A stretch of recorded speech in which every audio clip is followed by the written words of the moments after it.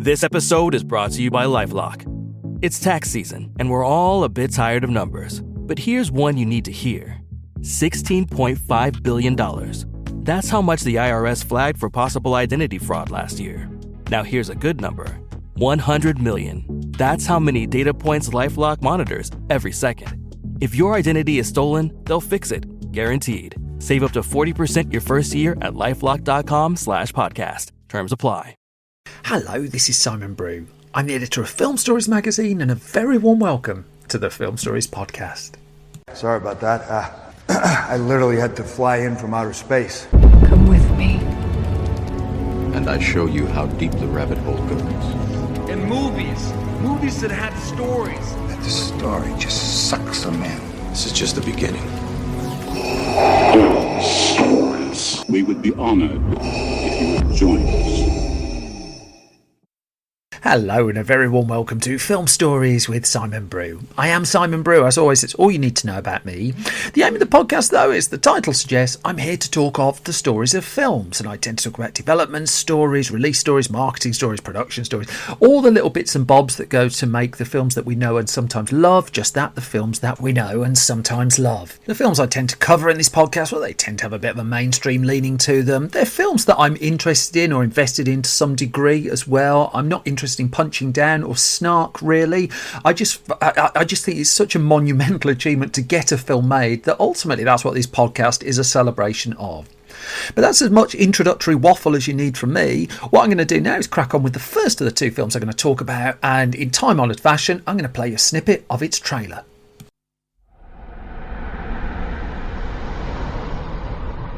Our sun is dying. Mankind faces extinction. 16 months ago, I, Robert Capa, and a crew of 7 left Earth frozen in a solar winter. Our mission: reignite the sun before it's too late. Welcome to Icarus 2.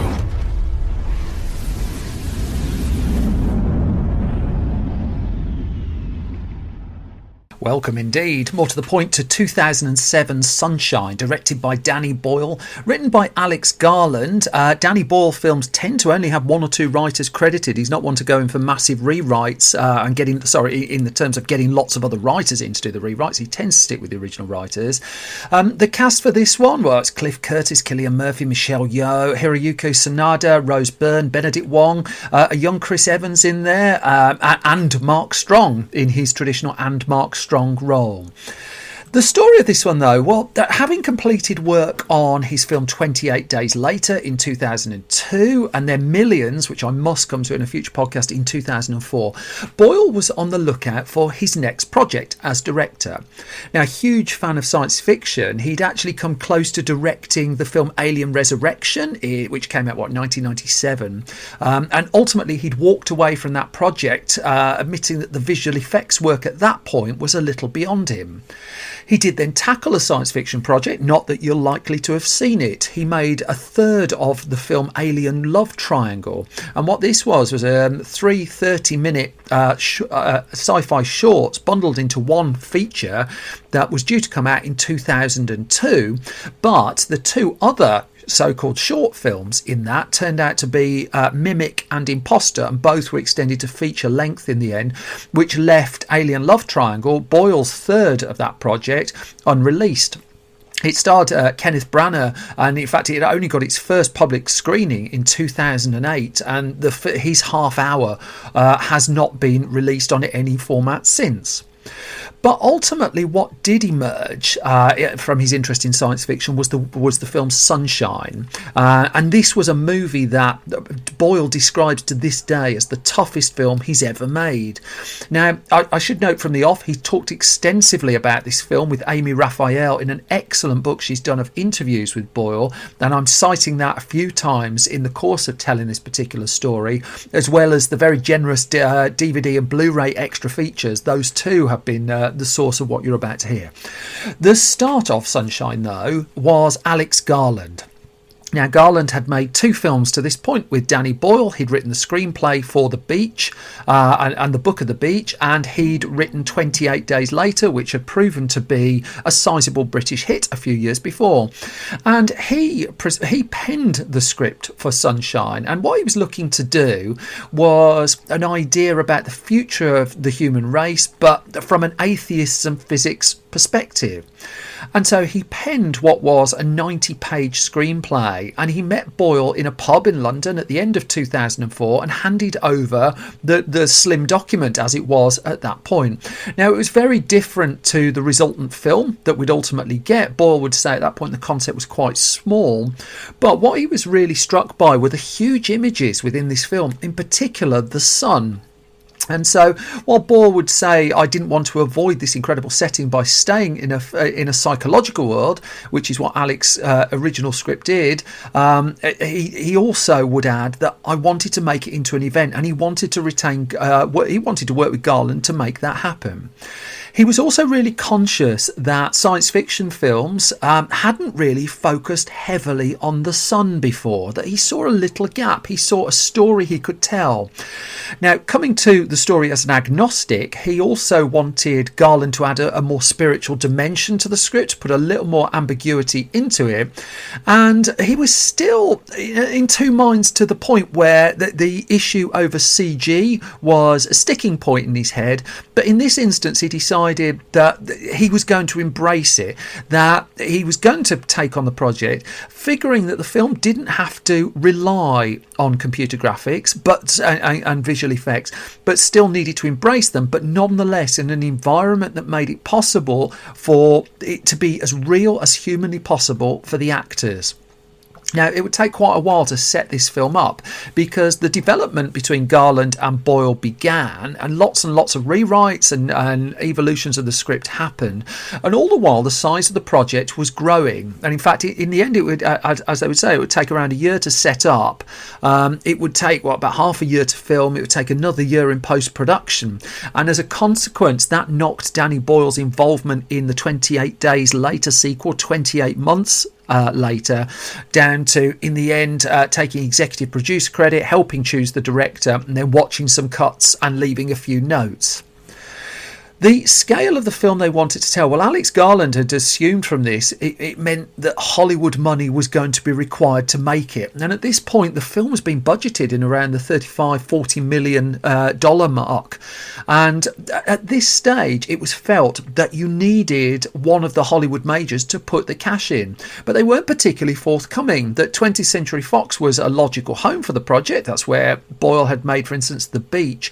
But Fox wasn't happy with the returns it had from Steven Soderbergh's 2002 remake of Solaris, and it got a sizable amount of red ink off the back of that project, so it wasn't really happy to put further funds into what looked like quite a somber sci-fi movie.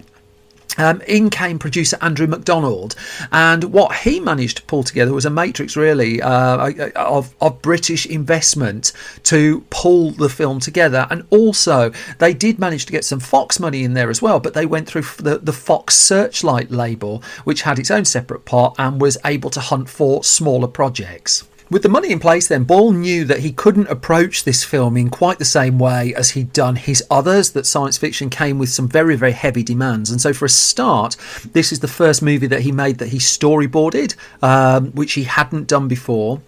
It was also the first movie he'd done that required the building of a spaceship, and for that he enlisted the services of production designer Mark Tilsley.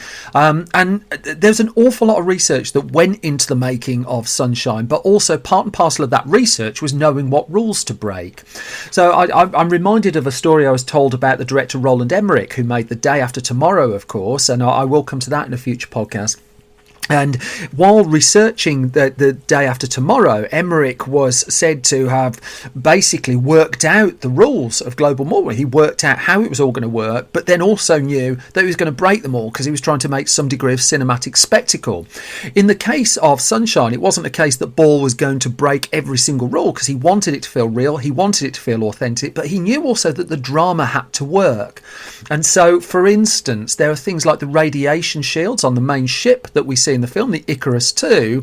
And if it were a real ship, it would be, those shields would be made of very thin gold foil, but in the film they're rock solid, and Boyle knew that, and he knew that they had to do a bit of cheating. Same with the spacesuit design that you see in the film, in that a spacesuit ordinarily is reflective. You can't see inside it, you can't see inside the helmet of it, but they needed to be practical. They needed this to work on camera, and Boyle also wanted a camera in the helmets as well. But one of the consequences of this film being made by this combination of money from lots of different sources is the budget was going to be tighter than originally planned, that this was going to cost around $20 million to make. And as a consequence, they could only make 3 spacesuits for the movie total. These spacesuits needed to be practical as well. And so they had a third as a spare, and they brought in Sutarap Lalab, who did the costume design on the film. They took influence from Japanese warrior suits in terms of the design of the spacesuits that we get in the movie. But as Boyle says in one of his interviews with Amy Raphael, that one of the consequences of the number of people getting involved with, for instance, the design of the suits, was they become compromised to a degree. And he did feel in the end film that they did become compromised, that they had also to rely on materials that were available. They didn't have the budget to develop their own equipment really, and so they had to work within a variety of parameters. Now, in terms of the culture of the film, Boyle reasoned that the plot of the movie about basically firing a payload into the sun to reignite the sun, well, that couldn't be a mission of a single nation, that this would involve the world coming together. And so he wanted a worldwide cast to reflect that. So first and foremost was Michelle Yeoh, who Boyle had seen in Tomorrow Never Dies, James Bond film. She was the first person in the cast. He brought in Benedict Wong from the UK. Hiroyuki was in. He came in off the back of the Twilight Samurai movie. He could barely speak English, and Boyle could barely speak Japanese, but they found their way through it. In came Cliff Curtis. Gail Stevens, one of the casting teams, suggested a pre-fame Rose Byrne. You also got Chris Evans in there, again a pre-fame Chris Evans, who came as a result of the casting search. And then there was Cillian Murphy. And Cillian Murphy, just to give you an idea of just some of the research, he would go off and do some work with Professor Brian Cox, who was one of the scientific advisors on the movie. They went off to the particle accelerator at CERN, and there were an awful lot of scientists involved in just giving this film a degree of authenticity that Boyle felt it really needed. He also really needed his actors to bond together and to be a team and to feel like a team on the screen. And so he really put them through the mill. So they did things that we hear of in a familiar sense, that they went off to do zero gravity training. I mean, when Tom Hanks and et al. Went to make Apollo 13, they did similar things so that they could experience what being in space was like, even though they didn't actually do weightless filming in the movie. They used a combination of practical and digital tools to get that across on screen. Boyle was able to get onto a nuclear submarine as part of the research as well. But in terms of his cast, what he insisted that they did was live together for 2 weeks. But this wasn't going to be a glamorous living together for 2 weeks. The filming of Sunshine was to take place in London, which I'm going to come to shortly. And he put all the actors together living in a student dormitory in the Mile End area. Even within the research within the UK as well, there were further things to do. Michelle Yeoh apparently went down to the Eden Project in Cornwall to work for a couple of days as well. But these actors were thrown together basically in student digs to find a relationship with each other that Boyle was banking would then come across on the screen. All the while, Boyle was continuing to do his own research. They went and consulted with NASA, and NASA told him and Garland that because of the length of the space mission required in the film, that the crew would need to grow and make their own meals, and thus we get the garden that we see on the Icarus II, the Icarus II craft within the movie. It's worth noting as well that both Garland and Boyle have cited the influence of a book by Andrew Smith called Moondust: In Search of the Men Who Fell to Earth. And it was it was a culmination of all of this work that ultimately resulted in around 30 drafts being written before the film was ultimately ready to go. There was still one last decision that Boyle had to make, which is what format to shoot the film on, because he's professed his influence and love for films like 2001, of Alien, of the original Solaris, and he toyed for a little while shooting the film on 65mm film, which Kenneth Branagh had just done with Hamlet, about a decade before. But what ultimately put him off that was the fact that no one really would be able to watch it in 65mm, that when it went on the traditional exhibition circuit and got its wide release, most places would just be projecting it in 35mm, and what you would have is a compromised version of what he actually wanted to film.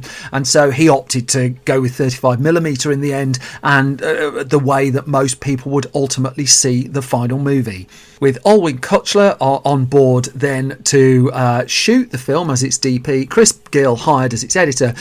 Filming could finally get underway, and that started on the 23rd of August 2005. So this is like a year, nearly 2 years before the film ultimately came out, in a very hot summer in the middle of London. Now, unusually for a science fiction film of this scope, certainly as you see on the screen, the studios that housed it were quite small. The production took place at London's 3 Mills Studios. Now, I've actually been to 3 Mills Studios. It's where Tim Burton's stop motion Frankenweenie was made. That's when I had the pleasure of going around and having a look at that. And it's not, even though it is not without size, it is, you put it next to something like Pinewood and you can instantly spot the difference. That across 3 Mills, they used 8 stages, they built 17 sets, they had detailed models that they put together. But Boyle went into this with the view of as basically a small crew to make a big film, and the place where he chose to shoot it was part and parcel of that. For the actors, it was difficult, and there's no way around that. One of the things Boyle said as he came out of making Sunshine is he never wanted to make a science fiction film again because they're really taxing physically to make. And so let's go back to the spacesuits for a minute. For the actors wearing those, they were incredibly heavy, they were incredibly difficult to work with, and also they were working, certainly in the first part of the shoot, in searing heat. And so under the studio lights, in these massive suits, in the middle of summer, even a British summer, but still quite a warm summer, it was borderline insufferable for some of the actors. In fact, at one point a stunt woman fainted due to the heat of being in one, and they struggled to get her out of the suit to basically bring her round and get her right and healthy again. There was also, Hiroyuki Sanada, he spent quite a lot of time in one of these suits, and he had to be taken to hospital one day after filming for a day in the suit.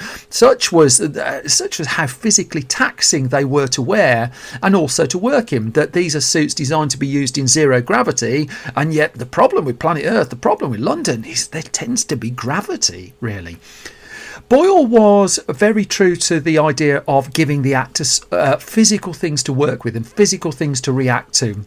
So there were practical tricks used throughout. Now, one of the things about Sunshine in particular is just how much inevitably light there is. At times it is an incredibly bright film, and a lot of that stuff was done on stage, that it wasn't added in post-production as well. So the actors were dealing with the immense light that was just being flooded onto their faces. They were using using huge lighting rigs. Boyle was trying to avoid using green screen. They did things like putting disco coins on string to create lights on the face of the actors as well. But at the other end of the spectrum, there's a moment in the movie, I'm going very spoiler light here, where Chris Evans finds himself in freezing cold water. And the thing is, they just put him in freezing cold water. They didn't have the funds to do CG effects of anything like that.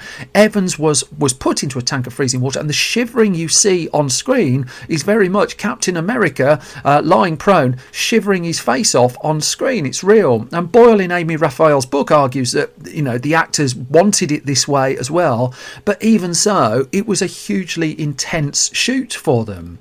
There were little things that he did as well. Chipo Chung plays the voice of the Icarus Icarus computer, and instead of that work being added in looping in ADR and post-production, Chung was on set, so that particularly Cillian Murphy could converse, that there could be some back and forth between the two of them. All the while the filming was going on at 3 Mills, meanwhile, the floor above, the CG work had begun as well on a separate floor. And what that meant is it allowed Boyle to bring both sides of the production together. That while he was doing the practical filming downstairs, the CG work was going on upstairs, so the CG team could come and look at the practical stuff that was going on and make sure it married up, that there was constant communication between the two. And Boyle made sure that everyone was included and conversing very early in the process. And it needed to be that way as well, because they had to be frugal. There were small things. Going spoiler light, there are 2 ships in this film, and they couldn't afford to build 2 ships. And apparently the way they differentiated them, they ended up dressing the set in a different way for the second of the 2 ships, and that involved adding a layer of dust, and that layer of dust was Cornish pasty dust. Make of that what you will. Who knew that was a thing? Also, there are things like ahead of production, prosthetic figures of certain cast members needed making, and so they would find themselves meeting, let's just say, versions of them that were slightly less animated than the real thing. There were also little rules that Boyle employed that he wanted different about his sci-fi movie, and one of them is at no point in the movie did he want to cut back to what was going on planet Earth. He really wanted to get across that this was a crew in the middle pretty much nowhere, heading to the sun to save the planet. Without those shots, perhaps something like The Martian, I think is the most obvious modern reference of people on Earth willing them on, and the reaction shots and stuff like that. It's worth noting too that not everything in the script was filmed or quite worked out. We don't see absolutely everything, and in particular there was, I seem to keep going down these little rabbit holes in this podcast at the moment. Let's just say there was a fruity scene that was set to take place in space, but ultimately Boyle felt that he would struggle to sell a bit of deep galaxy nookie. Let's put it that way. And he does argue that not many science fiction films have attempted it, yet alone got away with it. One of my favourites, again, let's go down this segue. I've started it. Is the film Supernova, not the modern one that's just coming out now with Colin Firth and Stanley Tucci, which is great, by the way. But the Walter Hill directed one that he took his name off, where there's a sex scene in that film where they CG different people's heads onto the bodies. So there you go. If ever you're bored, dig out that DVD and see what you can find there.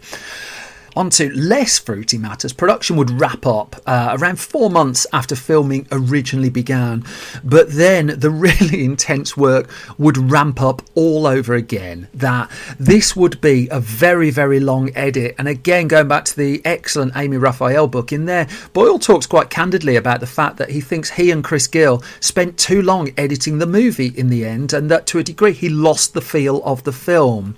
And what he found was that they were waiting for the CG work to come in to be able to join all the bits of the film up, but while the CG film work was still being done, they were editing the movie, and they were tinkering away with a film, and what their editing was doing was making it work without the CG. And so when the CG came in, again, it didn't quite mesh in the way that they originally wanted it. And what he said in hindsight is he should have taken a few months away, edited it only when the CG was done, but nonetheless I'd still argue they came up with something particularly strong. They would add an extra sequence in post-production as well, that the final shot of the movie, well, they went and did a test version of that in a park in London, and off the back of that Fox Searchlight was persuaded to stump up a little bit more money so that they could fly off to a very cold Stockholm just to add one extra sequence towards the end. The CG work is worth touching on that, because that in itself was really quite frugal by the standards of what you actually see on the screen.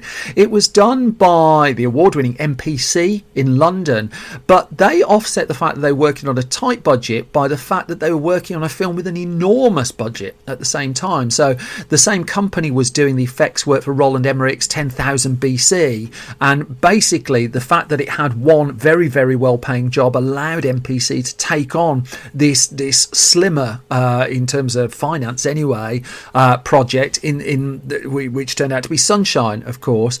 And MPC's work in this, I really think, is really quite special as well. The final cut of the film was dark and downbeat, and there is a dark and downbeat kind of somber tone to quite a lot of the movie. And again, very spoiler light. I've given away less than you think there if you've not seen the film. But this was an instance where, even though the studio wasn't necessarily happy with that, he couldn't do anything about it, because built into the contract that Boyle had on his films was final cut on the movie. Now, I don't think Boyle is a dictator in that sense. I don't think he stomps around in a kind of Michael Cimino kind of way saying this is the only way, and he's always been a collaborative filmmaker. But nonetheless, he knew how he wanted this film to go, and thus the final act of the film, which ultimately critics would be the bit that critics push back at, really, that he was able to stick with that because it was written into his contracts. His films are frugal enough that he can have the final cut on the movie, and also they're successful enough that not many people really argue with that. The film then, it had a couple of release date delays. That was originally due in October 2006, then that moved to May 2007. Ultimately, it premiered in Germany at the end of 2007 at a film festival before coming out, getting a wide release in the April of that year. It wouldn't make it to the US until July, although that was brought forward. It was originally going to be the autumn. But the film wasn't a huge financial success, really. In fact, quite the opposite. That even though the reviews for it were, I think it's probably fair to say, quite good rather than great, the movie, well, it did decent box office, but nowhere near really what had been hoped for or what had been expected from the film. That the movie had ultimately cost $20 million to make. It would only take it wouldn't even take $4 million in the US, actually, and it would take $31 million outside of the US, and it would be regarded as something of a disappointment, even though consequent to its release, it's built its reputation up, and it's turned out to be a regular catalogue seller on disc formats and on demand as well. Boyle, though, would admit, quote, "The film drove me mad. It was insane. I've never made anything like it. Doing Slumdog in Dubai was a breeze compared to trying to direct a science fiction movie for $20 million. And of course, what Boyle's referring to there is one of his subsequent projects, Slumdog Millionaire, that a couple of years later would make a killing at the box office and win lots of Oscars, including one for Boyle and Best Picture as well.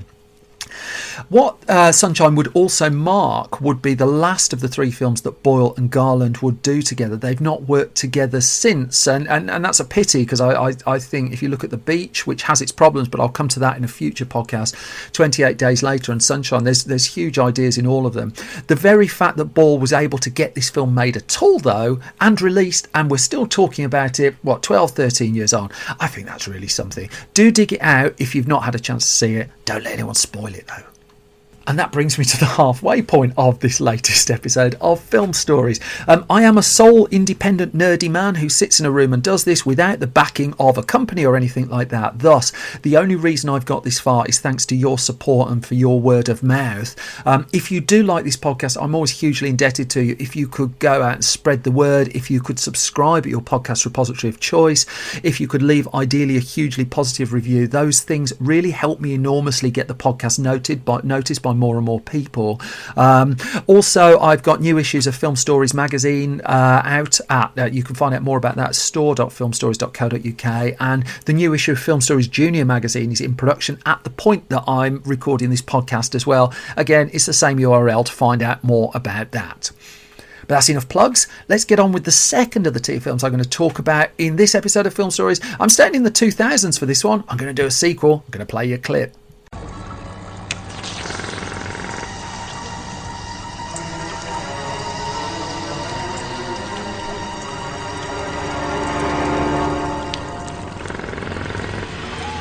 Disappointed, Tim.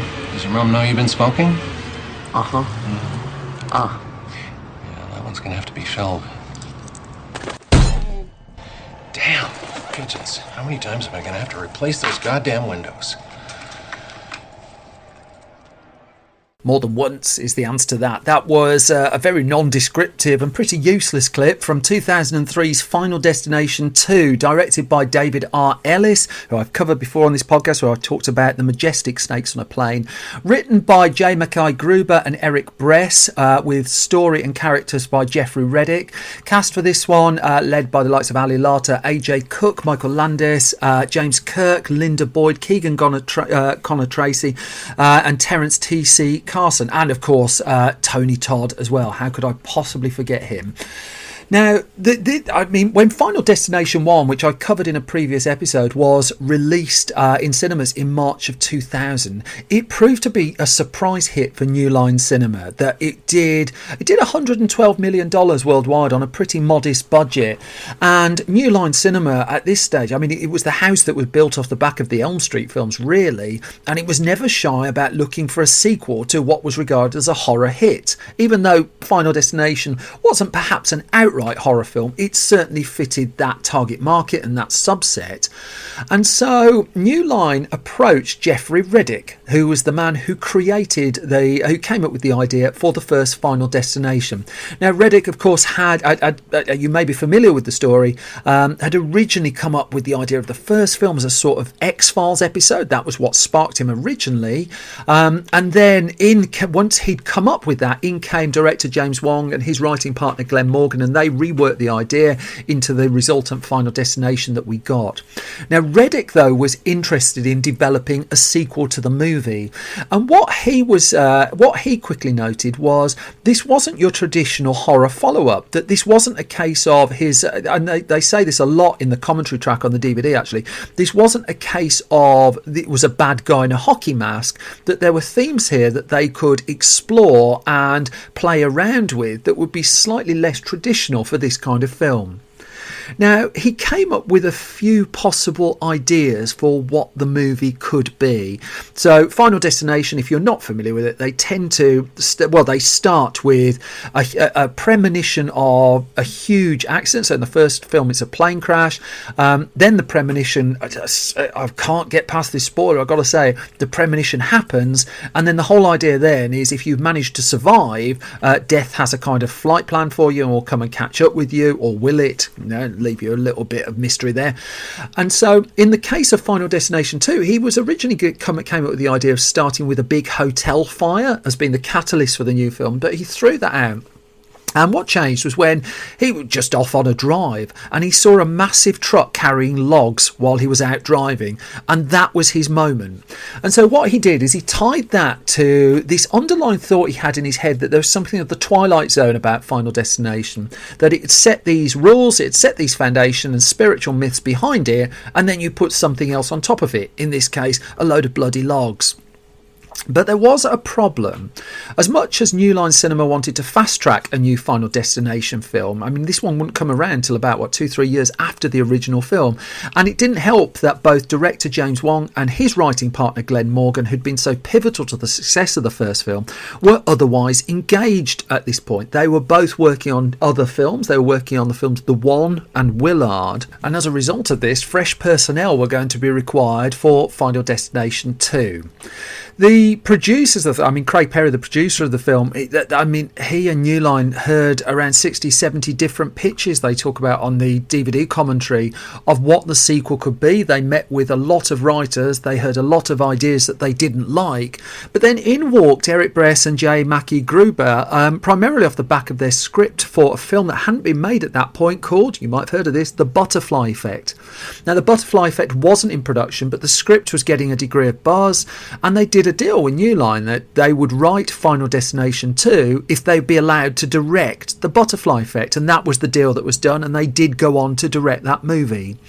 They too were attracted by the spiritual undercurrent of Final Destination 2, and they brought in, and this was what really brought the appeal to New Line, black humour and irony to it all. And by this stage, it had taken around a year of looking to get to this point. Once the decision had been made that a sequel was going to happen, the actual genesis of it took far longer than you ordinarily might think for technically a horror follow-up. The plan then was that Bress and Gruber would marry up their ideas to Reddick's central plan for the movie, and they came Bress and Gruber are very good form in interviews on it, and they talk about coming to it with the mantra of pitying the people who would have to write Final Destination 3, because they were determined to use every household appliance they possibly could in this film.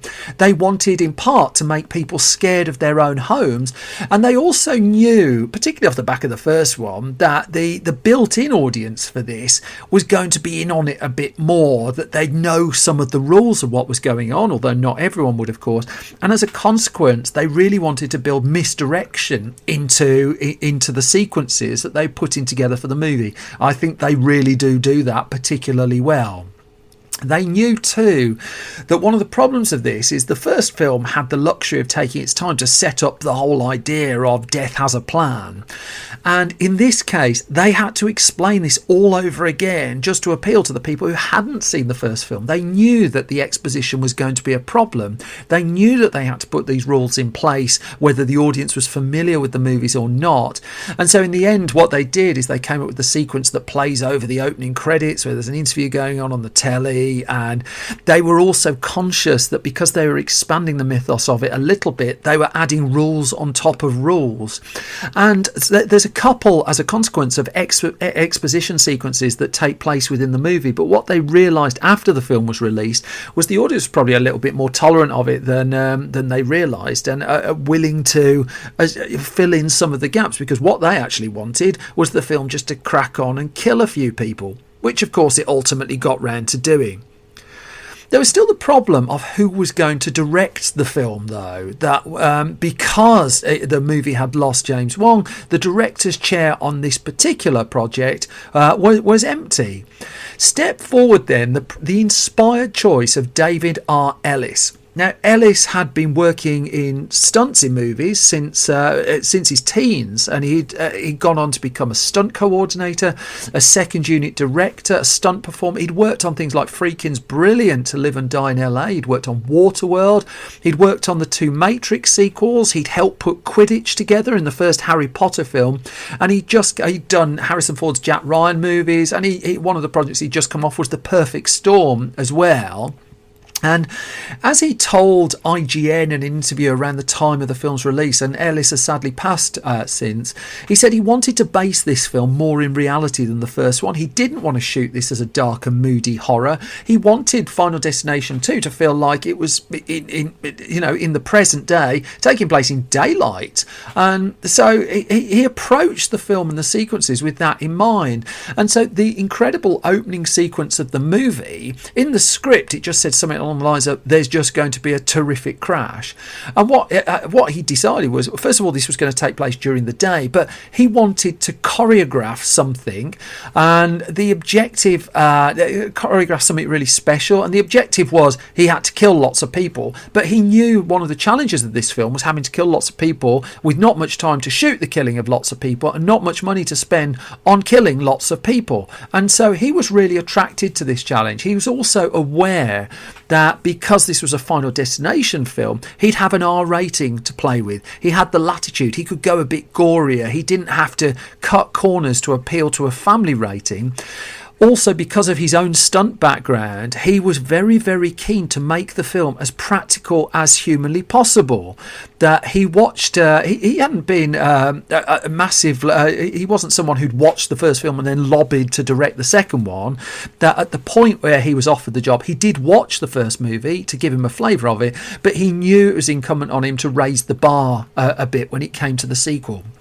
So when he came aboard, he would be involved in developing the script as well, and he and the creative team would work for 4 months after Ellis came on as director, ahead of shooting, just to shape the screenplay and the sequences that they wanted to put on screen. The casting was going to be slightly challenging because it was clear that Devon Sawa, who headlined the first movie, was not going to be coming back for the sequel, although theoretically he could have done, going as spoiler light as possible. Now, different schools of thought on this. On the DVD commentary, for instance, that was recorded just after, that was recorded back in 2003, 2004. They talk about not wanting to bring too many characters back from the first film who were roughly in the same place because they'd just be telling the same story from two different perspectives, really. However, what was also rumoured around the time was that there was a contract dispute that took place between New Line Cinema and Devon Sawa, and that's what scuppered his involvement in the film. Let me say that that's an alleged contract dispute, and that if you're an ambulance chasing lawyer, I have no view on this. I'm just reflecting the views of others. I'm a proud coward. The only other the holdovers then from the first film, in the end, they went with Ali Larter returning as the character of Clear Rivers, and Tony Todd, who comes back to play Tony Todd. And let me tell you, nobody plays Tony Todd better than Tony Todd. A lot of the casting, certainly the new casting for the movie, was fairly late in the day. Michael Landis, for instance, he came onto the film, and he takes quite an important role in it. He came onto the film days before shooting began. Even a week before, he hadn't been cast, but he suddenly became available. There was a gap in the ensemble, and when he turned up on set at the last minute, he'd not even had a chance to read the script at that point. Some characters changed through their casting. In particular, Terence T.C. Carson was cast in the role of Eugene. Now, Eugene in the screenplay was envisaged as a kind of Woody Allen-style character. But Carson, let's just say, isn't that kind of character at all. He was more commanding and looked amazing in a stripy jumper. Certainly better than I ever could. Also cast with just less than a week before filming was Keegan Connor Tracy. I mean, this really was a bit of a seat of the pants casting exercise by the sounds of it. There were auditions that took place, of course, not least for the lead role in the film, and the person who prevailed, well, that was AJ Cook, and she stood out amongst the 200 or so who were ultimately auditioned to take the lead in the movie. And by 18th of February 2002, Final Destination 2 was finally ready to go before the cameras. What they discovered fairly quickly was it was cold. That this was a film that takes place during spring break, or for us in Britain, the spring holiday, and so the idea was that here's a bunch of teens, here's a bunch of students who are going off together, are going on a road trip, and then going off and having some nice holiday where they'll sit down and they'll read books and they'll drink coffee and they'll all be in bed for 8 o'clock, something like that. The problem was it was freezing cold. They were up against snow that occasionally meant they had to stop filming, and let's just say the wintry conditions didn't lend themselves to what had necessarily been written down in the screenplay. Now, going back to the crash that was really the catalyst for the film, the exact line in the screenplay was said to be, quote, "The carnage is immeasurable."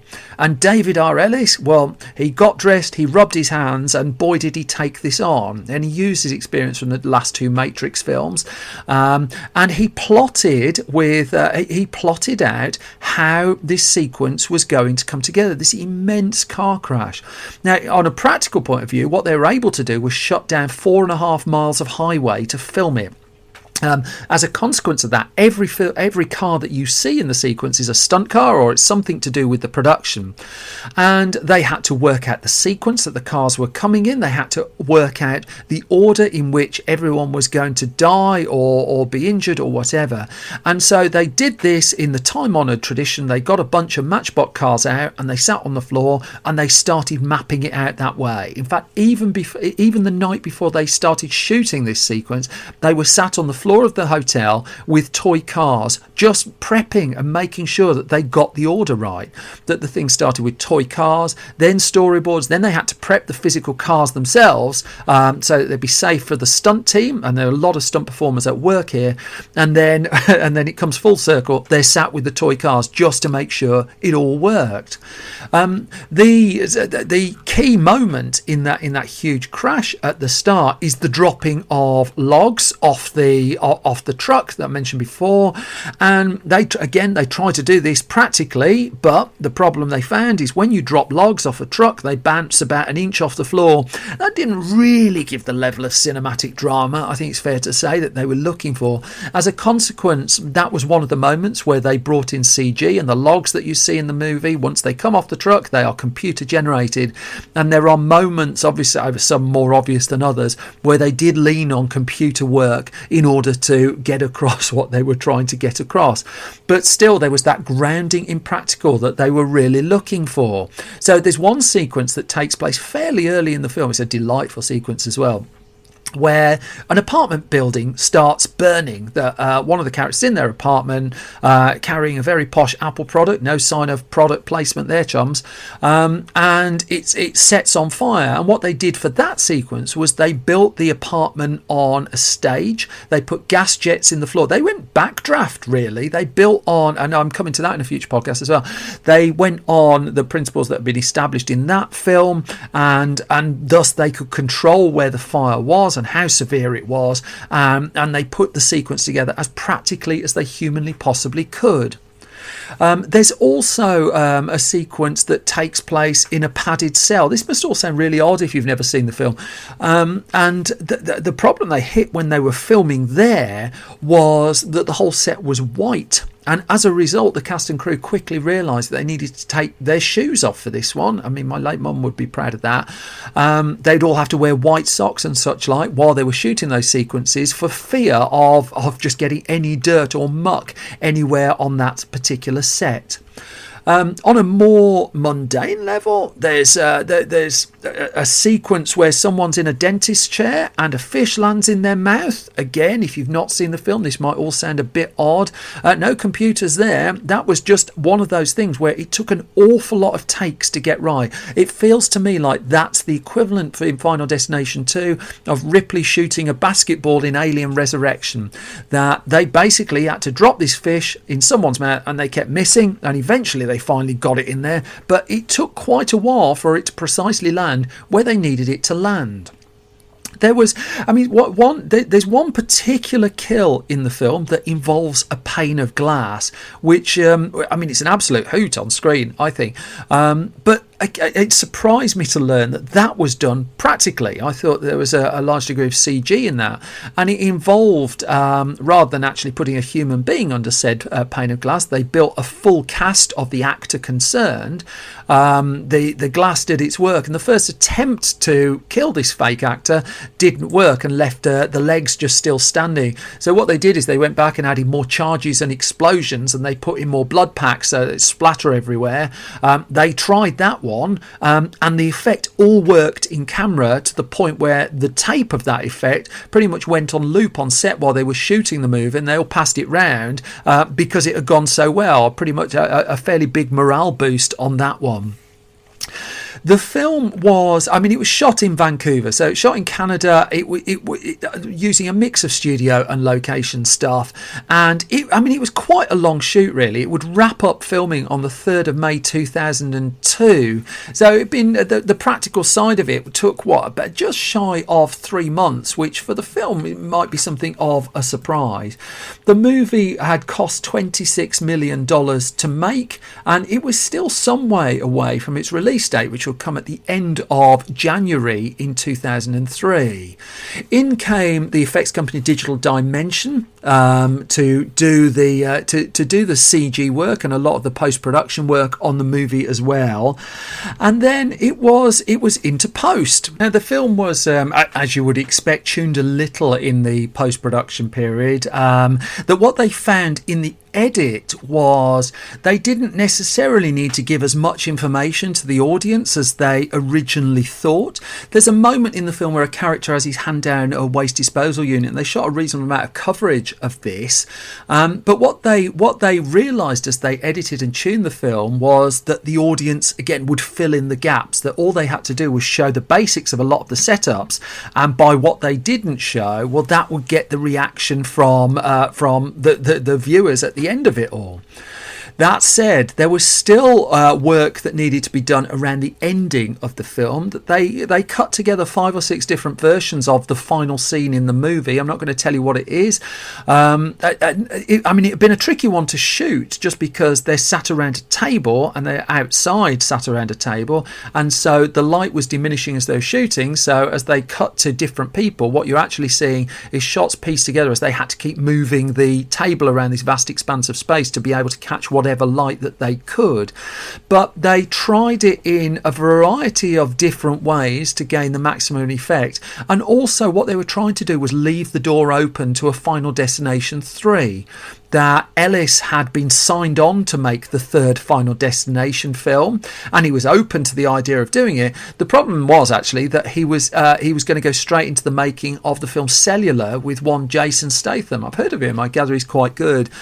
As a consequence, he ultimately wouldn't direct the third film, but the second film would go down something of a treat. That, I mean, in terms of critical reaction, it probably went roughly where you'd imagine. That the reviews were quite mixed and there's a little bit of snobbiness to it, but nonetheless there was real appreciation for just the setup, the setup of all the kills and the incidents that Ellis and his team had put together on screen. And I really think it's the best of the series. I know I rewatched it this weekend just gone preparing for this. I'd forgotten just how much joyous fun Final Destination 2 is, and I do think it's well worth a revisit if you've not been there for a little while. The film would prove to be not quite the size of the first movie at the box office, but it would be nicely profitable again for New Line. That it would ultimately take $46 million in the US, do roughly the same again overseas, 90 million worldwide take. In the US, it opened on January the 31st, 2003, in second place at the US box office. It was just beaten out by The Recruit with Colin Farrell. Remember that? Also opening that same weekend was Biker Boys, which opened with 10 million. Remember that? No, me neither. Also, the films that were also around, there's a bit of Oscar fare still there. That Chicago was in the charts, the Lord of the Rings, The Two Towers, Catch Me If You Can, About Schmidt, all in and around the top 10. Ellis ultimately then wouldn't return to make the third film, although he did have to defend some of the pushback over the gore of the movie in the aftermath of its release, as he told Entertainment Weekly. It's sick. I look at it and I go, God, that's just not right. But we decided if we were going to do it, then do it. And that meant showing gore instead of cutting away from it. And he also revealed that they had no problems with the rating board, adding, it's kind of sick. They'll let you show all that stuff. But the ratings board did let them show all that stuff. The third Final Destination film would see the return of James Wong as director. I don't think it quite managed to capture the majesty of the first or second, but I still think it's a really fun franchise, and do seek the second film out if you've not had the pleasure. It's like watching a really good episode of Casualty.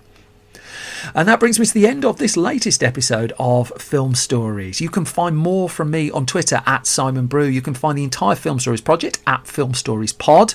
At our website at filmstories.co.uk, you'll find every weekday we're updating it with loads of movie news, with reviews, with features, with all sorts of nonsense and mayhem. We're on Facebook at facebook.com/filmstoriesonline. We're on YouTube with video exclusive Film Stories at youtube.com/filmstories. And also we've got our print magazines, but being as I plugged them in the middle of this podcast, I ain't going to do it again.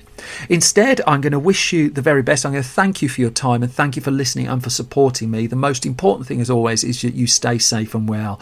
I'll be back again soon with another bunch of film stories. Until then, you will take care. Bye bye.